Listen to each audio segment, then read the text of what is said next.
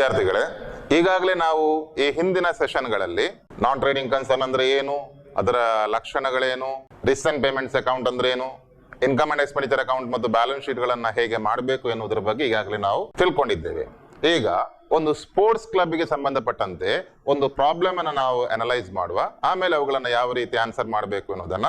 ಈ ಪ್ರಾಬ್ಲಮ್ ನಲ್ಲಿ opening balance sheet ಕೊಟ್ಟಿದ್ದಾರೆ, ರಿಸೀಟ್ಸ್ ಅಂಡ್ ಪೇಮೆಂಟ್ಸ್ ಅಕೌಂಟ್ ಕೊಟ್ಟಿದ್ದಾರೆ, ಅಡ್ಜಸ್ಟ್ಮೆಂಟ್ ಗಳನ್ನ ಕೊಟ್ಟಿದ್ದಾರೆ. ಯಾವುದೇ ಪ್ರಾಬ್ಲಮ್ ಅನ್ನ ಸಾಲ್ವ್ ಮಾಡುವುದಕ್ಕೆ ಮೊದಲು ಸಂಪೂರ್ಣ ಪ್ರಾಬ್ಲಮ್ ಅನ್ನ ಒಂದು ಸಾರಿ ನಾವು ಓದಬೇಕು. ಯಾಕಂದ್ರೆ ನಾವೆಲ್ಲಾದ್ರೂ ಓಪನಿಂಗ್ ಬ್ಯಾಲೆನ್ಸ್ ಶೀಟ್ ಅನ್ನ ಓದ್ತೇವೆ, ರೀಸೆಂಟ್ ಪೇಮೆಂಟ್ಸ್ ಅಕೌಂಟ್ ಅನ್ನ ಓದಿ ನೇರವಾಗಿ ನಾವು ಪ್ರಾಬ್ಲಮ್ ಸಾಲ್ವ್ ಮಾಡ್ಲಿಕ್ಕೆ ಹೋದ್ರೆ ಈ ಅಡ್ಜಸ್ಟ್ಮೆಂಟ್ ಗಳು ಕೊನೆಗೆ ಅವುಗಳನ್ನ ಎಂಟ್ರಿ ಮಾಡಿ ಇರುವುದಿಲ್ಲ.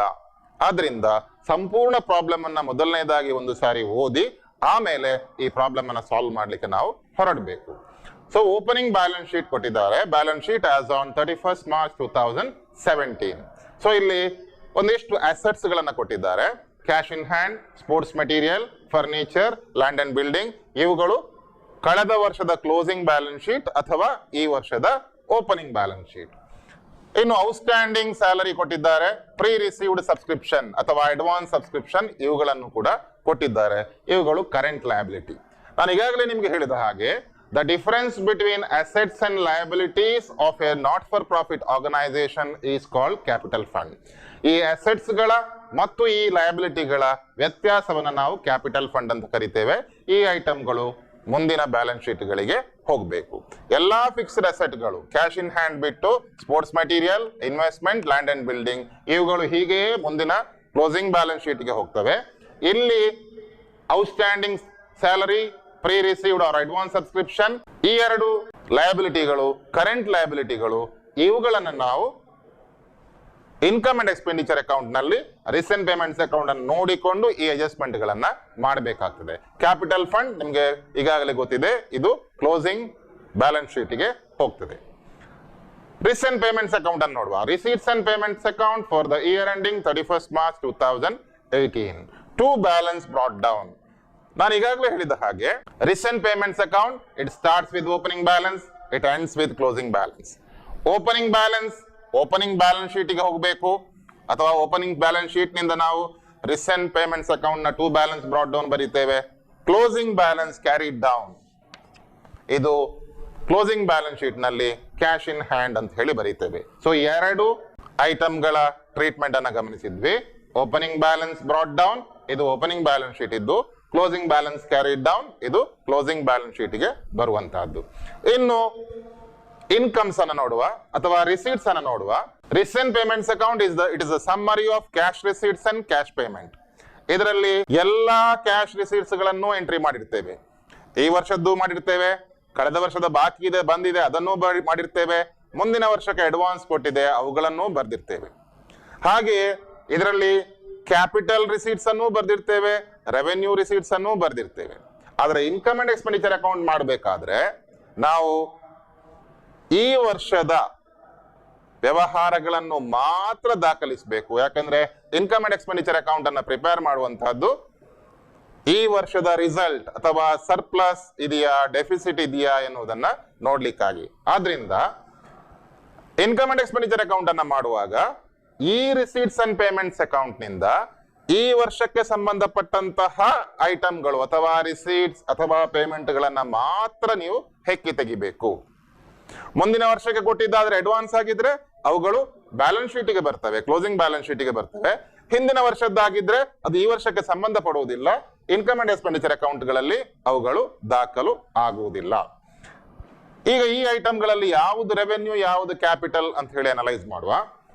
ಸಬ್ಸ್ಕ್ರಿಪ್ಷನ್ ಅಂದ್ರೆ ವಂತಿಗೆ. ನಾಟ್ ಫಾರ್ ಪ್ರಾಫಿಟ್ ಆರ್ಗನೈಸೇಷನ್ ಸದಸ್ಯರಿಂದ ಪ್ರತಿ ವರ್ಷವೂ ಸಂಗ್ರಹಿಸಲ್ಪಟ್ಟಂತಹ ವಂತಿಗೆ, ಅದು ಪ್ರತಿ ಬಾರಿಯೂ ರಿಪೀಟ್ ಆಗ್ತವೆ, ರೆಕರಿಂಗ್ ಇನ್ ನೇಚರ್. ಆದ್ರಿಂದ ಅದನ್ನು ನಾವು ರೆವೆನ್ಯೂ ರಿಸೀಟ್ ಅಂತ ಪರಿಗಣಿಸ್ತೇವೆ. ಸೊ ಇದು ರೆವೆನ್ಯೂ ರಿಸೀಟ್. ರೆವೆನ್ಯೂ ಆಗಿದ್ರೆ ಇನ್ಕಮ್ ಅಂಡ್ ಎಕ್ಸ್ಪೆಂಡಿಚರ್ ಅಕೌಂಟಿಗೆ, ಕ್ಯಾಪಿಟಲ್ ರಿಸೀಟ್ ಆಗಿದ್ರೆ ಬ್ಯಾಲೆನ್ಸ್ ಶೀಟ್ ಗೆ ಹೋಗಬೇಕು.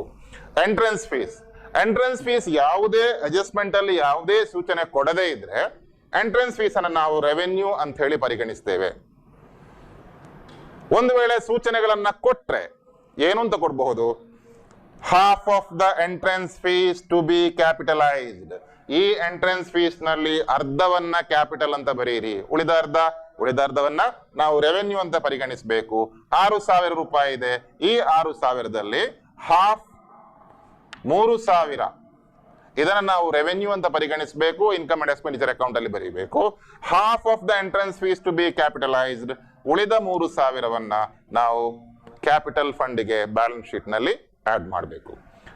Sale of old newspaper sales ಇಂದ ರಿಸೀಟ್ ಇದ್ರೆ ಅದನ್ನ ನಾವು ರೆವೆನ್ಯೂ ಅಂತ ಪರಿಗಣಿಸ್ತೇವೆ, because it is recurring in nature. Sports fees recurring in nature, ಇದು revenue item.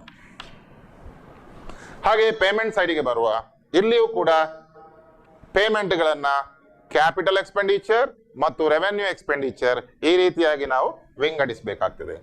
Salary paid, salary ಸಂಬಳ ಕೊಡುವಂತಹದ್ದು ಪ್ರತಿ ತಿಂಗಳು ಕೊಡ್ತೇವೆ ಅಥವಾ ಪ್ರತಿ ವರ್ಷವೂ, ಆನ್ಯುವಲ್ ಪ್ಯಾಕೇಜ್ ಆದ್ರೆ ಪ್ರತಿ ವರ್ಷವೂ ಪೇಮೆಂಟ್ ಮಾಡ್ತೇವೆ. Repetitive in nature or recurring in nature, ಆದ್ರಿಂದ ಅದು ರೆವೆನ್ಯೂ. ಸ್ಪೋರ್ಟ್ಸ್ ಮೆಟೀರಿಯಲ್ಗಳು ಸ್ಪೋರ್ಟ್ಸ್ ಕ್ಲಬ್ಗಳಿಗೆ ಪರ್ಚೇಸ್ ಮಾಡಿದ್ರೆ ಅದರ ಬೆನಿಫಿಟ್ 1 ವರ್ಷದಲ್ಲಿ ಮುಗಿಯುವುದಿಲ್ಲ. ಅದರ ಬೆನಿಫಿಟ್ ಮುಂದಿನ 2, 3 ಅಥವಾ 4 ವರ್ಷಗಳವರೆಗೆ ಮುಂದುವರಿತವೆ. ಯಾವ ಸ್ಪೆಂಡಿಂಗ್ ಅಥವಾ ಪೇಮೆಂಟ್ ನಿಂದ ಯಾವ ಅಮೌಂಟ್ ಅನ್ನ ಖರ್ಚು ಮಾಡುವುದರಿಂದ ಆ ಖರ್ಚಿನ ಬೆನಿಫಿಟ್ 1 ವರ್ಷಕ್ಕಿಂತ ಹೆಚ್ಚಿಗೆ ಅಥವಾ 1 ವರ್ಷಕ್ಕಿಂತ ಹೆಚ್ಚಿನ ಅವಧಿಗೆ ಮುಂದುವರಿತದೆ, ಆಗ ಅಂತವುಗಳನ್ನು ನಾವು ಕ್ಯಾಪಿಟಲ್ ಎಕ್ಸ್ಪೆಂಡಿಚರ್ ಅಂತ ಹೇಳಿ ಪರಿಗಣಿಸ್ತೇವೆ. So sports material capital expenditure. Investments capital expenditure, ಇದರ ಬೆನಿಫಿಟ್ 1 ವರ್ಷದಲ್ಲಿ ಮುಗಿಯೋದಿಲ್ಲ. Postage revenue expenditure or revenue expense. Electricity charges, revenue expenses. Upkeep of grounds, upkeep of playground, ground ಅನ್ನು ಸಮತಟ್ಟು ಮಾಡುವಂತಹದ್ದು, ಇದು ಕೂಡ ರೆವೆನ್ಯೂ. ಪ್ರತಿ ವರ್ಷವೂ ಅದನ್ನ ಮಾಡಬೇಕಾಗ್ತದೆ. ಆಮೇಲೆ ಬ್ಯಾಲೆನ್ಸ್ ಕ್ಯಾರಿ ಡೌನ್, ಇದು ಕ್ಲೋಸಿಂಗ್ ಬ್ಯಾಲೆನ್ಸ್ ಶೀಟ್ಗೆ ಹೋಗ್ತವೆ. ನಾವು ಒಂದ್ಸರಿ ಅಡ್ಜಸ್ಟ್ಮೆಂಟ್ ಅನ್ನು ನೋಡುವ. Outstanding subscription for 2018 rupees 1,000. ಯಾವುದೇ ಔಟ್ಸ್ಟ್ಯಾಂಡಿಂಗ್ ಕರೆಂಟ್ ಇಯರ್ಗೆ ಆಗಿದ್ರೆ ಆಗ ಅವುಗಳನ್ನು ನಾವು ಸಂಬಂಧಪಟ್ಟಂತಹ ಐಟಮ್ಗಳಿಗೆ ಕೂಡಿಸಬೇಕು.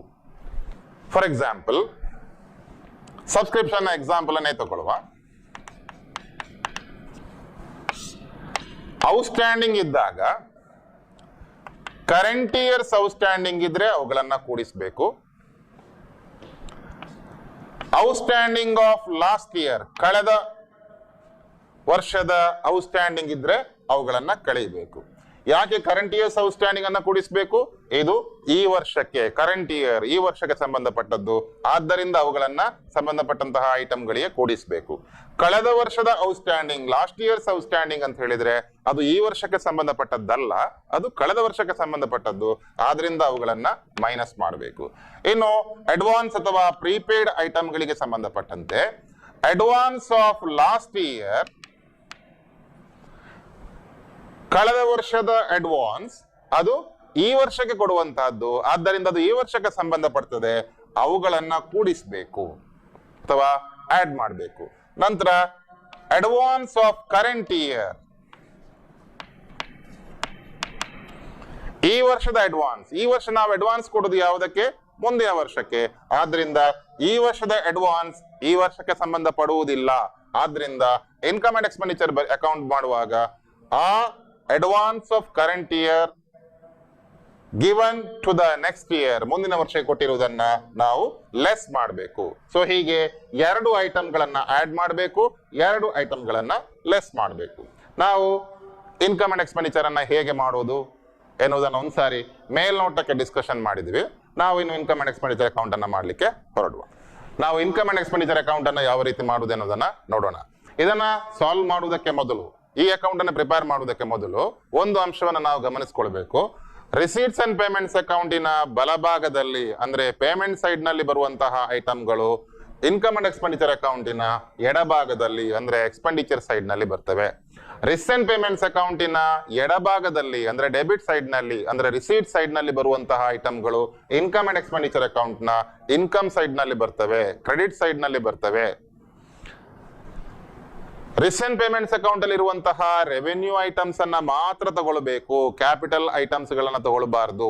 ರೆವೆನ್ಯೂ ರಿಸೀಟ್ಸ್, ರೆವೆನ್ಯೂ ಪೇಮೆಂಟ್ಸ್ ಇವುಗಳನ್ನ ಮಾತ್ರ ತಗೊಳ್ಬೇಕು. ಕ್ಯಾಪಿಟಲ್ ರಿಸೀಟ್ಸ್ ಮತ್ತು ಕ್ಯಾಪಿಟಲ್ ಎಕ್ಸ್ಪೆಂಡಿಚರ್ ಇವುಗಳು ಬ್ಯಾಲೆನ್ಸ್ ಶೀಟ್ಗೆ ಹೋಗ್ಲಿಕ್ಕೆ ಇರುವಂತಹ ಐಟಮ್ಗಳು. ಆದ್ರಿಂದ ಇನ್ಕಮ್ ಅಂಡ್ ಎಕ್ಸ್ಪೆಂಡಿಚರ್ ಅಕೌಂಟ್ ಅನ್ನ ಬರೀಲಿಕ್ಕೆ ಪ್ರಾರಂಭ ಮಾಡುವುದಕ್ಕೆ ಮೊದಲು ಇನ್ನೂ ಒಂದು ಅಂಶವನ್ನ ಗಮನಿಸಿಕೊಳ್ಬೇಕು. ಇನ್ಕಮ್ ಅಂಡ್ ಎಕ್ಸ್ಪೆಂಡಿಚರ್ ಅಕೌಂಟ್ ಅಂದ್ರೆ ಈ ವರ್ಷದ ರಿಸಲ್ಟ್ ನೋಡ್ಲಿಕ್ಕೆ ಇರುವಂತಹ ಅಕೌಂಟ್. ಈ ವರ್ಷದ ಒಟ್ಟು ವ್ಯವಹಾರಗಳಲ್ಲಿ ಏನು ನಮಗೆ ಉಳಿದಿದೆ ಅಥವಾ ಕೊರತೆ ಇದೆ, ಏನು ಸರ್ಪ್ಲಸ್ ಇದೆ, ಏನು ಡೆಫಿಸಿಟ್ ಇದೆ, ಇದನ್ನ ಐಡೆಂಟಿಫೈ ಮಾಡ್ಲಿಕ್ಕಾಗಿ ಇರುವಂತಹ ಅಕೌಂಟ್, ಇದನ್ನ ನೋಡ್ಲಿಕ್ಕಾಗಿರುವಂತಹ ಅಕೌಂಟ್. ಆದ್ರಿಂದ ಇದರಲ್ಲಿ ಎರಡು ಅಂಶಗಳನ್ನ ಗಮನಿಸಿಕೊಳ್ಬೇಕು ಈ ಅಕೌಂಟ್ ಅನ್ನ ಬರೆಯುವಾಗ. ಒಂದು, ರೆವೆನ್ಯೂ ಐಟಮ್ಸ್ ಅನ್ನ ಮಾತ್ರ ಬರೀಬೇಕು. ಎರಡನೇದು, ಕರೆಂಟ್ ಇಯರ್ ನ ಐಟಮ್ ಅನ್ನ ಮಾತ್ರ ಬರೀಬೇಕು. ಈ ವರ್ಷಕ್ಕೆ ಸಂಬಂಧಪಟ್ಟದನ್ನ ಮಾತ್ರ ಬರೀಬೇಕು. ನೆಕ್ಸ್ಟ್ ಇಯರ್ ನ ಅಡ್ವಾನ್ಸ್ ಇದ್ರೆ, ಈ ವರ್ಷ ಅಡ್ವಾನ್ಸ್ ಕೊಟ್ಟಿದೆ ನೆಕ್ಸ್ಟ್ ಇಯರಿಗೆ, ಅದನ್ನ ಬರೀಲಿಕ್ಕಿಲ್ಲ. ಕಳೆದ ವರ್ಷ ಅಡ್ವಾನ್ಸ್ ಇದ್ರೆ ಅದು ಈ ವರ್ಷಕ್ಕೆ ಅದನ್ನ ನಾವು ತಗೊಳ್ಬೇಕು. ನಮ್ಮ ರೀಸೆಂಟ್ ಪೇಮೆಂಟ್ಸ್ ಅಕೌಂಟ್ ಅಲ್ಲಿ ಇದು ಬರೋದಿಲ್ಲ, ಓಪನಿಂಗ್ ಬ್ಯಾಲೆನ್ಸ್ ಶೀಟ್ ನಲ್ಲಿ ಬರ್ತವೆ. ಕಳೆದ ವರ್ಷ ಅಡ್ವಾನ್ಸ್ ಕೊಟ್ಟಿರೋದು ಅವುಗಳನ್ನ ಇನ್ಕಮ್ ಅಂಡ್ ಎಕ್ಸ್ಪೆಂಡಿಚರ್ ಅಕೌಂಟ್ ಅಲ್ಲಿ ತಗೊಳ್ಬೇಕು. ಮೂರನೇದಾಗಿ, ನಾನ್ ಕ್ಯಾಶ್ ಐಟಮ್ಗಳಿದ್ರೆ, ಡೆಪ್ರಿಸಿಯೇಷನ್ ಇರಬಹುದು, ಬ್ಯಾಡ್ ಡೆಟ್ಸ್ ಇರಬಹುದು, ಇಂತಹ ಐಟಮ್ಗಳಿದ್ರೆ ಅವುಗಳನ್ನು ಕೂಡ ನಾವಿಲ್ಲಿ ಗಣನೆಗೆ ತೆಗೆದುಕೊಳ್ಬೇಕು. ಈಗ ನಾವು ಈ ಪ್ರಾಬ್ಲಮ್ ಅನ್ನು ಸಾಲ್ವ್ ಮಾಡ್ಲಿಕ್ಕೆ ಹೊರಡುವ. ಇನ್ಕಮ್ ಸೈಡ್ ಇಂದ ಸ್ಟಾರ್ಟ್ ಮಾಡುವ. ಮೊದಲ ಐಟಮ್ ಸಬ್ಸ್ಕ್ರಿಪ್ಷನ್. ಸಬ್ಸ್ಕ್ರಿಪ್ಷನ್ ಅಂತ ಹೇಳಿದ್ರೆ ವಂತಿಗೆ. ಪ್ರತಿ ವರ್ಷ ಸದಸ್ಯರು ಅಥವಾ ಮೆಂಬರ್ಸ್ಗಳು ಒಂದು ಸಂಸ್ಥೆಯ ನಾಟ್ ಫಾರ್ ಪ್ರಾಫಿಟ್ ಆರ್ಗನೈಸೇಷನ್ಗೆ ಸಂಬಂಧಪಟ್ಟಂತಹ ಖರ್ಚುಗಳನ್ನ ಸರಿದೂಗಿಸ್ಲಿಕ್ಕೆ ಮೆಂಬರ್ಗಳು ಕೊಡುವಂತಹ ವಂತಿಗೆ ಸಬ್ಸ್ಕ್ರಿಪ್ಷನ್. ಇದು ಈ ಅಮೌಂಟ್ 52,000 ರಿಸೀಟ್ಸ್ ಅಂಡ್ ಪೇಮೆಂಟ್ಸ್ ಅಕೌಂಟಿನ ರಿಸೀಟ್ ಸೈಡ್ ನಲ್ಲಿ ಇದೆ. 52,000. ಇಲ್ಲಿ ನಾವು ಓಪನಿಂಗ್ ಬ್ಯಾಲೆನ್ಸ್ ಶೀಟ್ ಅಲ್ಲಿರುವಂತಹ ಅಡ್ವಾನ್ಸ್ ಇದ್ರೆ ಅವುಗಳನ್ನ ಸಬ್ಸ್ಕ್ರಿಪ್ಷನ್ಗೆ ಕೂಡಿಸಬೇಕು. ಯಾಕಂದ್ರೆ ಕಳೆದ ವರ್ಷ ಓಪನಿಂಗ್ ಬ್ಯಾಲೆನ್ಸ್ ಶೀಟ್ ಅಲ್ಲಿ ಏನಾದ್ರೂ ಅಡ್ವಾನ್ಸ್ ಕೊಟ್ಟಿದ್ದು ಇದ್ರೆ ಅದು ಈ ವರ್ಷಕ್ಕೆ ಸಂಬಂಧಪಟ್ಟದ್ದು, ಅವುಗಳನ್ನು ನಾವು ಕೂಡಿಸಬೇಕು. Outstanding of last year which is given for current year. ಇನ್ನು ಈ ವರ್ಷ ಏನಾದ್ರೂ ಬಾಕಿ ಇದ್ರೆ, ಔಟ್ಸ್ಟ್ಯಾಂಡಿಂಗ್ ಇದ್ರೆ, ಅದು ಈ ವರ್ಷಕ್ಕೆ ಸಂಬಂಧಪಡ್ತದೆ.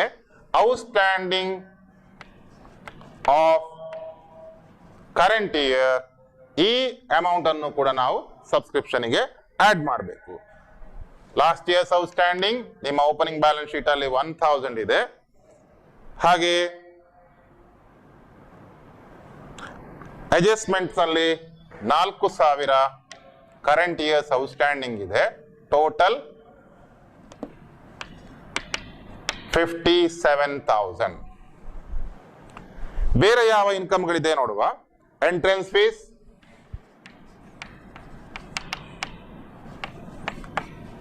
ಎಂಟ್ರೆನ್ಸ್ ಫೀಸ್ 6,000 ಅಂತ ಕೊಟ್ಟಿದ್ದಾರೆ. ಈ 6,000 ಅಲ್ಲಿ ಅಡ್ಜಸ್ಟ್ಮೆಂಟ್ ಅನ್ನು ನಾವು ಗಮನಿಸಿದಾಗ ಅಡ್ಜಸ್ಟ್ಮೆಂಟ್ ನಂಬರ್ 3,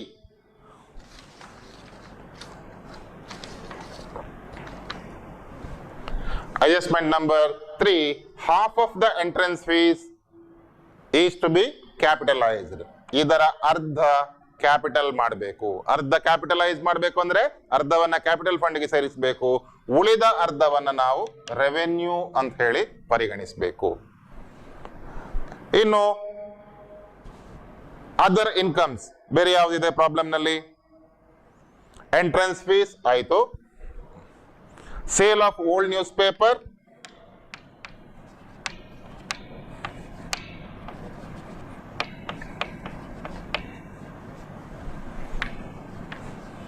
ಸ್ಪೋರ್ಟ್ಸ್ ಫೀಸ್,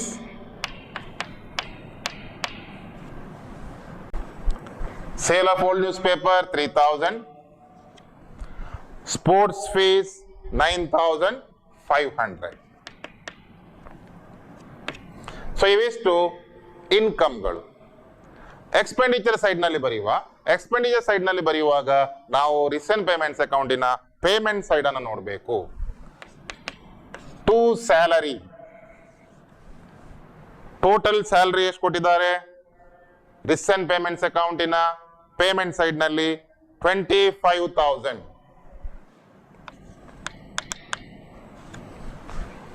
ಇದಕ್ಕೆ ಈ ವರ್ಷದ ಯಾವುದೇ ಔಟ್ಸ್ಟ್ಯಾಂಡಿಂಗ್ ಇದ್ರೆ ಕೂಡಿಸಬೇಕು.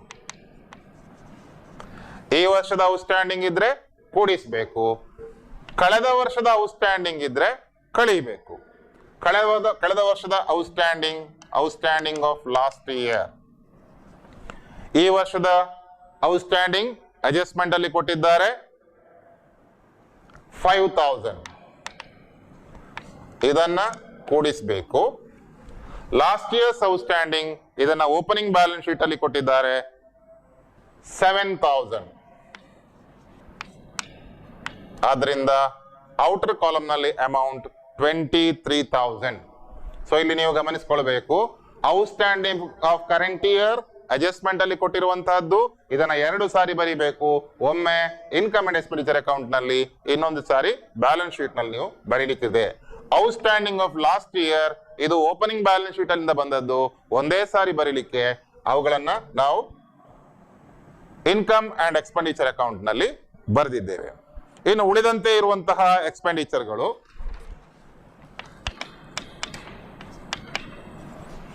postage 400, electricity charges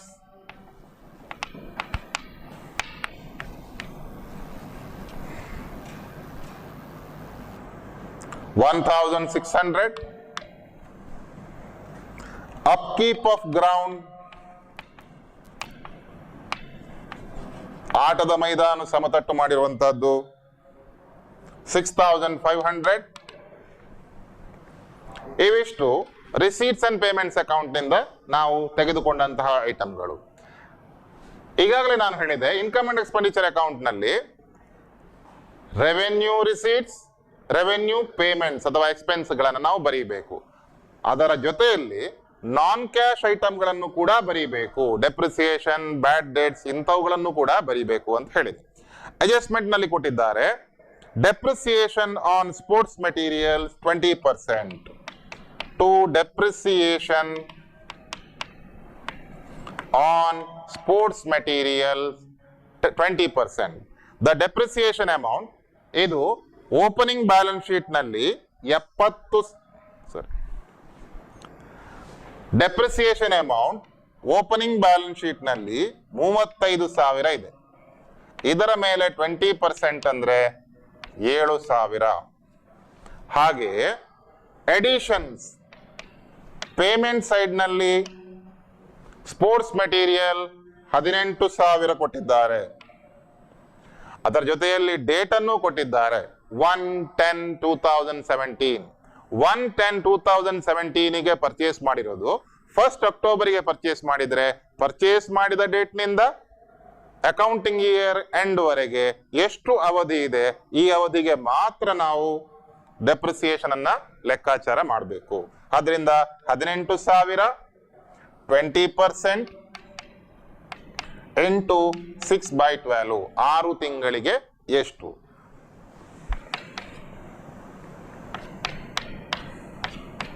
1,800. ಸೊ 8,800.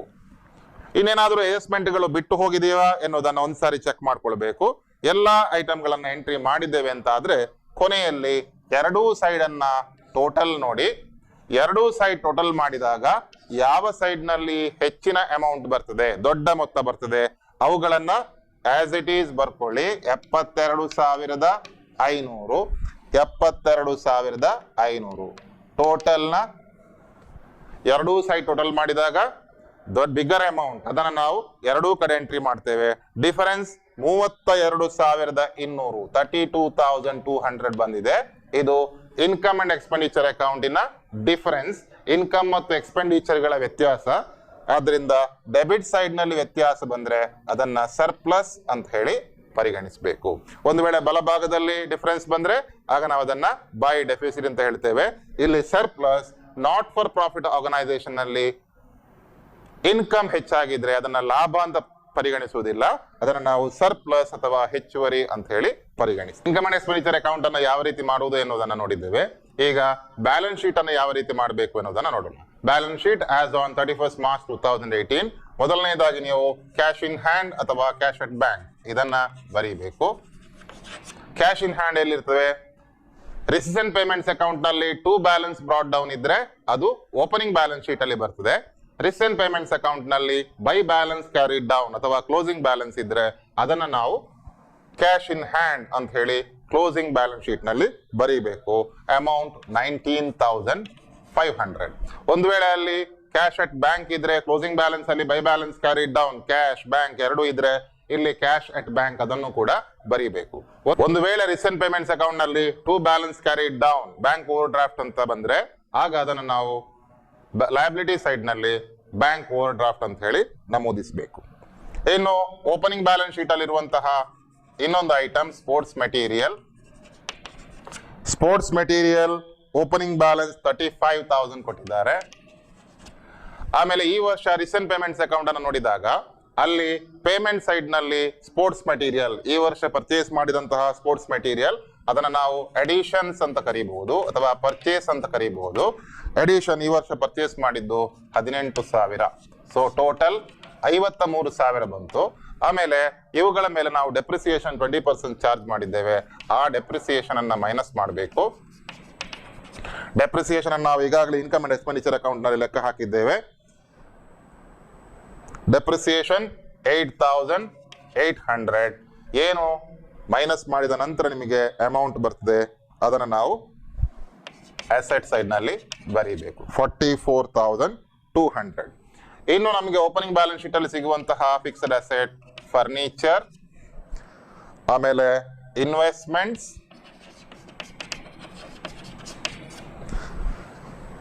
ಹಾಗೆ ಲ್ಯಾಂಡ್ ಅಂಡ್ ಬಿಲ್ಡಿಂಗ್. ಈ ಮೂರು ಫಿಕ್ಸ್ಡ್ ಅಸೆಟ್ಸ್ ಗಳಿಗೆ ಈ ವರ್ಷ ಯಾವುದೇ ಅಡಿಷನ್ಸ್ ಇರುವುದಿಲ್ಲ. ಆದ್ರಿಂದ ಅವುಗಳನ್ನ ಏನು ಓಪನಿಂಗ್ ಬ್ಯಾಲೆನ್ಸ್ ಶೀಟ್ ಅಲ್ಲಿ ಅಮೌಂಟ್ ಕೊಟ್ಟಿದ್ದಾರೆ ಅಷ್ಟೇ ಅಮೌಂಟ್ ಅನ್ನ ಬರೀಬೇಕು. ಈಗ ಓಪನಿಂಗ್ ಬ್ಯಾಲೆನ್ಸ್ ಶೀಟ್ ಅಲ್ಲಿರುವಂತಹ ಎಲ್ಲಾ ಐಟಮ್ ಗಳನ್ನು ದಾಖಲು ಮಾಡಿ ಆಯಿತು. ಇನ್ನು ಅಡ್ಜಸ್ಟ್ಮೆಂಟ್ ಅನ್ನ ಈಗಾಗಲೇ ನಾನು ನಿಮ್ಗೆ ಹೇಳಿದೆ ಇನ್ಕಮ್ ಅಂಡ್ ಎಕ್ಸ್ಪೆಂಡಿಚರ್ ಅಕೌಂಟ್ ಮಾಡುವಾಗ ಅಲ್ಲಿ ನಾವು ಮೆನ್ಷನ್ ಮಾಡಿದ್ದೇವೆ ಯಾವ ಐಟಮ್ ಗಳನ್ನ ನೀವು ಅಡ್ಜಸ್ಟ್ಮೆಂಟ್ ನಿಂದ ಪಿಕ್ ಮಾಡ್ತೀರೋ ಅಂತವುಗಳನ್ನ ನಾವು 2 ಸಾರಿ ಬರೀಬೇಕು. ಒಮ್ಮೆ ಇನ್ಕಮ್ ಅಂಡ್ ಎಕ್ಸ್ಪೆಂಡಿಚರ್ ಅಕೌಂಟ್ ನಲ್ಲಿ, ಇನ್ನೊಂದ್ ಸಾರಿ ಬ್ಯಾಲೆನ್ಸ್ ಶೀಟ್ ಅಲ್ಲಿ ಬರೀಬೇಕು. ಸೊ ಇಲ್ಲಿ ಔಟ್ಸ್ಟ್ಯಾಂಡಿಂಗ್ ಸಬ್ಸ್ಕ್ರಿಪ್ಷನ್ ಇದು ಅಸೆಟ್ ಆಗಿರ್ತವೆ.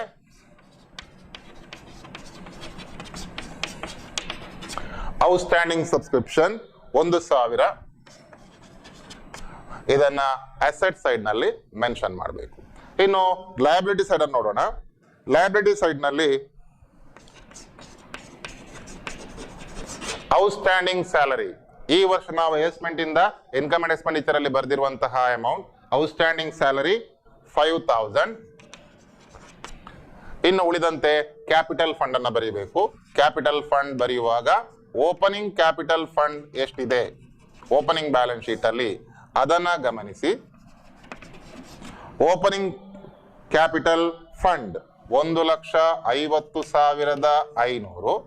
ಇದಕ್ಕೆ ನೀವು ಯಾವುದನ್ನ ಕ್ಯಾಪಿಟಲೈಸ್ ಮಾಡ್ಲಿಕ್ಕೆ ಹೇಳಿದ್ದಾರೆ, ಡೊನೇಷನ್ ಕ್ಯಾಪಿಟಲೈಸ್ ಮಾಡ್ಲಿಕ್ಕೆ ಹೇಳಿದ್ರೆ ಡೊನೇಷನ್ ಕ್ಯಾಪಿಟಲೈಸ್ ಮಾಡಿ, ಎಂಟ್ರೆನ್ಸ್ ಫೀಸ್ ಕ್ಯಾಪಿಟಲೈಸ್ ಮಾಡಿ ಅಂತ ಹೇಳಿದ್ರೆ ಎಂಟ್ರೆನ್ಸ್ ಫೀಸ್ ಕ್ಯಾಪಿಟಲೈಸ್ ಮಾಡಿ, ಅಥವಾ 50% ಎಂಟ್ರೆನ್ಸ್ ಫೀಸ್ ಕ್ಯಾಪಿಟಲೈಸ್ ಮಾಡಿ ಅಂತ ಹೇಳಿದ್ರೆ ಆ 50% ಅನ್ನ ಕ್ಯಾಪಿಟಲೈಸ್ ಮಾಡಿ. ಕ್ಯಾಪಿಟಲೈಸ್ ಮಾಡುವುದು ಅಂತ ಹೇಳಿದ್ರೆ ಕ್ಯಾಪಿಟಲ್ ಫಂಡಿಗೆ ಆಡ್ ಮಾಡುವಂತಹದ್ದು. ಎಂಟ್ರೆನ್ಸ್ ಫೀಸ್ 6,000 ಇದೆ, ಅದರ 50% 3,000. ಆಮೇಲೆ ಇನ್ಕಮ್ ಅಂಡ್ ಎಕ್ಸ್ಪೆಂಡಿಚರ್ ಅಕೌಂಟ್ ಮಾಡಿದ ನಂತರ ನಿಮಗೇನು ಡಿಫರೆನ್ಸ್ ಬರ್ತದೆ ಸರ್ಪ್ಲಸ್, ಆ ಸರ್ಪ್ಲಸ್ ಅನ್ನು ಕೂಡ ನಾವಿಲ್ಲಿ ಎಂಟ್ರಿ ಮಾಡಬೇಕು. 32,200. ಈ ಮೂರು ಅಮೌಂಟ್ ಗಳನ್ನ ಕೂಡಿಸಿದಾಗ 1,85,700. ಇಷ್ಟಾದ್ಮೇಲೆ ಎರಡೂ ಸೈಡ್ ಅನ್ನ ಟೋಟಲ್ ಮಾಡಿ ನಿಮ್ಮ ಬ್ಯಾಲೆನ್ಸ್ ಶೀಟ್ ಟ್ಯಾಲಿ ಆಗಬೇಕು. So total of the balance sheet 1,90,700. 1,90,700. ಈ ರೀತಿಯಾಗಿ ನಾವು ನಾಟ್ ಫಾರ್ ಪ್ರಾಫಿಟ್ ಆರ್ಗನೈಸೇಷನ್ ನ ಪ್ರಾಬ್ಲಮ್ ಗಳನ್ನ ಸಾಲ್ವ್ ಮಾಡಬೇಕು. ಇಲ್ಲಿ ಒಂದು ಅಂಶವನ್ನ ನೀವು ಗಮನಿಸಬೇಕು.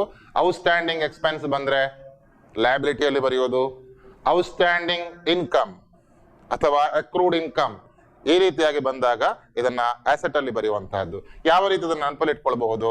ಸಿಂಪಲ್ ಸೂತ್ರವನ್ನು ನಾವು ಗಮನಿಸಿದ್ರೆ, ಔಟ್ಸ್ಟ್ಯಾಂಡಿಂಗ್ ಎಕ್ಸ್ಪೆನ್ಸ್ ಯಾವಾಗಲೂ ಲಯಬಿಲಿಟಿ ಸೈಡ್ ಅಲ್ಲಿ ಬರ್ತವೆ. ಔಟ್ಸ್ಟ್ಯಾಂಡಿಂಗ್ ಎಕ್ಸ್ಪೆನ್ಸ್ ಲಯಬಿಲಿಟಿ ಆದ್ರೆ ಔಟ್ಸ್ಟ್ಯಾಂಡಿಂಗ್ ಇನ್ಕಮ್ ಇದು ಅಸೆಟ್ ಗೆ ಬರ್ತವೆ. ಎಕ್ಸ್ಪೆನ್ಸ್ ಇನ್ ಆಪೋಸಿಟ್ ಇನ್ಕಮ್, ಹಾಗಿದ್ದಾಗ liability opposite side asset. Outstanding income asset ಆಗಿದ್ರೆ ಅಡ್ವಾನ್ಸ್ ಇನ್ಕಮ್ ಲಯಬಿಲಿಟಿ ಆಗಿರ್ತವೆ. Prepaid income, outstanding income asset ಅಲ್ಲಿ ಬರ್ದೆ, ಒಂದು ವೇಳೆ ಪ್ರೀಪೇಯ್ಡ್ ಬಂದ್ರೆ ನೀವು ಲಯಬಿಲಿಟಿ ಸೈಡ್ ಅಲ್ಲಿ ಬರೀಬೇಕು. ಅಡ್ವಾನ್ಸ್ ಇನ್ಕಮ್ ಲಯಬಿಲಿಟಿ ಆದ್ರೆ ಅಡ್ವಾನ್ಸ್ ಎಕ್ಸ್ಪೆನ್ಸಸ್ ಅಸೆಟ್ ಸೈಡ್ ಅಲ್ಲಿ ಬರೀಬೇಕು. ಅಡ್ವಾನ್ಸ್ ಎಕ್ಸ್ಪೆನ್ಸಸ್ ಇದ್ರೆ ಅವುಗಳನ್ನ ನಾವು ಅಸೆಟ್ ಸೈಡ್ ನಲ್ಲಿ ಬರೀಬೇಕು. ಸೊ ಈ ಒಂದು ಫಾರ್ಮುಲಾವನ್ನ ನೀವು ನೆನಪಲ್ಲಿ ಇಟ್ಕೊಂಡ್ರೆ ಸುಲಭದಲ್ಲಿ ಈ ಬ್ಯಾಲೆನ್ಸ್ ಶೀಟ್ ನಲ್ಲಿ ನಾವು ಐಟಮ್ಗಳನ್ನ ಅಥವಾ ಔಟ್ಸ್ಟ್ಯಾಂಡಿಂಗ್ ಅಥವಾ ಪ್ರೀಪೇಯ್ಡ್ ಐಟಮ್ಗಳನ್ನ ಅಸೆಟ್ ಅಥವಾ ಲಯಬಿಲಿಟಿ ಸೈಡ್ ಅಲ್ಲಿ ಬರೀಬಹುದು. ಉಳಿದಂತೆ ಈಗ ನಾನು ಮಾಡಿರುವಂತಹ ಪ್ರಾಬ್ಲಮ್ ಇದು ಸುಲಭದ ಪ್ರಾಬ್ಲಮ್. ನೆಕ್ಸ್ಟ್ ಮುಂದಿನ ಸೆಷನ್ ನಲ್ಲಿ ಹೊಸ ಸ್ವಲ್ಪ ಕ್ಲಿಷ್ಟಕರವಾದಂತಹ ಪ್ರಾಬ್ಲಮ್ಗಳನ್ನ ನೋಡೋಣ.